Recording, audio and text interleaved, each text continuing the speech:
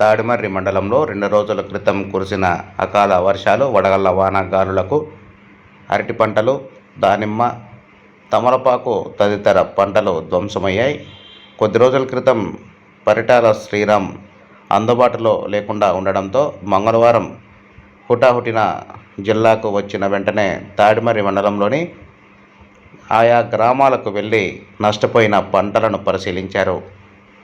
ఈ సందర్భంగా ఆయన రైతులతో మాట్లాడుతూ జరిగిన నష్టాన్ని చూసి చలించిపోయారని, రైతులు ఎటువంటి ఇబ్బంది పడకుండా నష్టపరిహారం అందించడానికి తప్పకుండా కృషి చేస్తామని హామీ ఇచ్చడం జరిగింది. అదేవిధంగా అధికారులతో మాట్లాడి రైతులకు జరిగిన నష్టాన్ని అంచనా వేసి నివేదిక సమర్పించాలని సూచించారు.